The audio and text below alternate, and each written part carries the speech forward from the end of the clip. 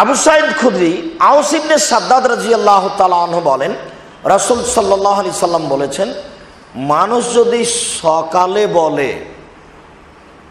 আল্লাহুম্মা আনতা রাব্বি লা ইলাহা ইল্লা আনতা খালাকতানি ওয়া আনা আবদুকা ওয়া আনা আলা আহদিকা ওয়া আদিকা মাসতাতাতু আউযু বিকা মিন শাররি মা সানাতু আবু লাকা বিনি'মাতিকা আলাইয়া ওয়া বিযামবি ফাগফিরলি ফাইন্নাহু লা ইয়াগফিরু যুনুবা ইল্লা আনতা, মুকিনান বিহি, অন্তর থেকে ঈমান সহকারে, ঈমান সহকারে যদি মানুষ সকালে এ দোয়া পড়ে, সন্ধ্যা পর্যন্ত সময়ে মারা গেলে জান্নাতে যাবে।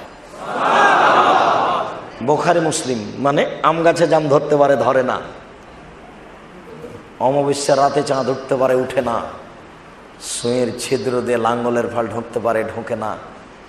সুঁয়ের ছিদ্র দিয়ে লাঙ্গলের ফাল ঢুকে যেতে পারে, আম গাছে জাম ধরে যেতে পারে, অমাবস্যার রাতে চাঁদ উঠে যেতে পারে, এগুলো ঘটে যেতে পারে।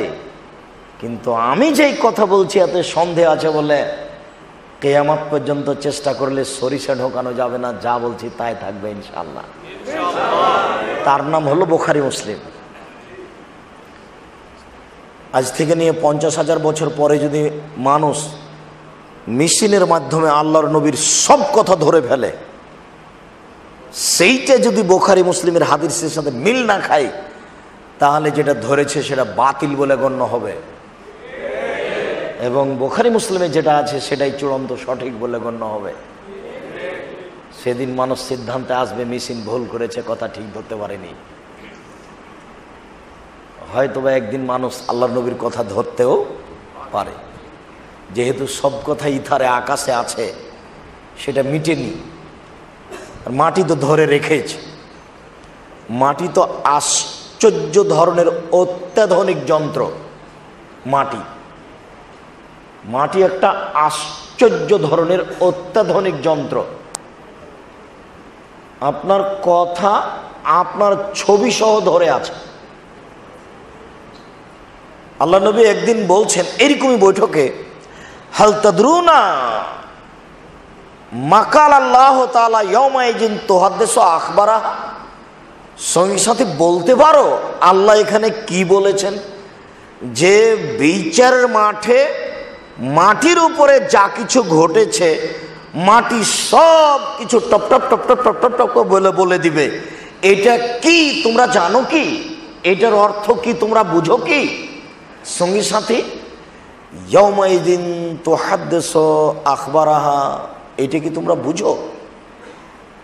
সাহাবীগণ বলছেন, জি না, এটা আমরা বুঝি না, এটা যে কি?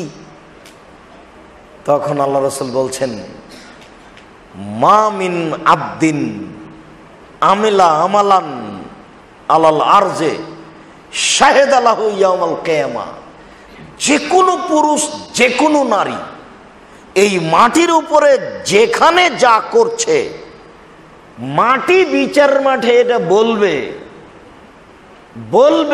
ফুলানুন ও ফুলানুন ইয়াউমা কাযা ইয়াউমা কাযা, অমুক দিন অমুক ব্যক্তি অমুক বংশের এই টাইমে এই কাজটা করেছে।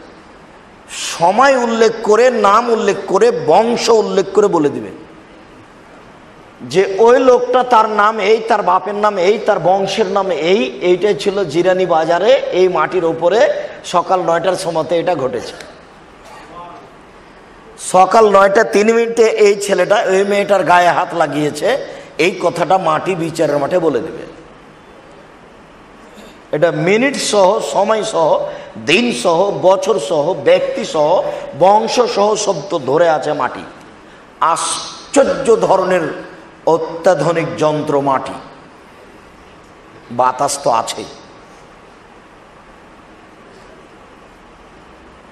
সম্মানিত দিনী ভাই, রাসূল সাল্লাল্লাহু আলাইহি সাল্লাম বললেন, কেউ যদি সন্ধ্যায় বলে এটা মুকিনান, ইয়াকিন করে, বিশ্বাস নিয়ে, অন্তর থেকে ঈমান সহকারে, তাহলে সন্ধ্যায় বললে সকাল পর্যন্ত সময়ে মারা গেলে জান্নাতে যাবে। দোয়া মুখস্থ আছে তো? দোয়া মুখস্থ আছে যে? যদি না থাকে তাহলে যুবকদের সময় থাকলো 24 ঘন্টা। আগামীকাল সন্ধ্যা হতে হতে সাইদুল ইস্তেগফার মুখস্থ করতে হবে, বাধ্য করতেই হবে যে কোনো মূল্যে। ইনশাআল্লাহ। মুরব্বীদের সময় থাকলো 7 দিন।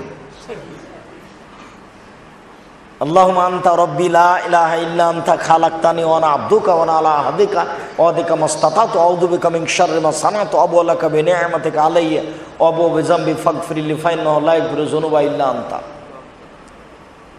মক্তব তো 1000 বছর থেকে চলছে দেশের মাটিতে। মক্তবে তো আমরা এগুলো মুখস্থ করেছি। মক্তব একটা সুন্দর প্রতিষ্ঠান। মক্তব একটা সুন্দর প্রতিষ্ঠান। বেগম রোকেয়া আর সুফিয়া কামাল ওরা বলেছে যে মেয়েদের শিক্ষার ব্যবস্থা ছিল না, ওরা জাতিকে কলুষিত করেছে, ওরা পড়াশোনা জানে না। মক্তব যুগ যুগ থেকে চলে আসছে, সেইখানে তো আমরা মুখস্থ করেছি। মুখস্থ না থাকলে জরুরি ভিত্তিতে করতে হবে।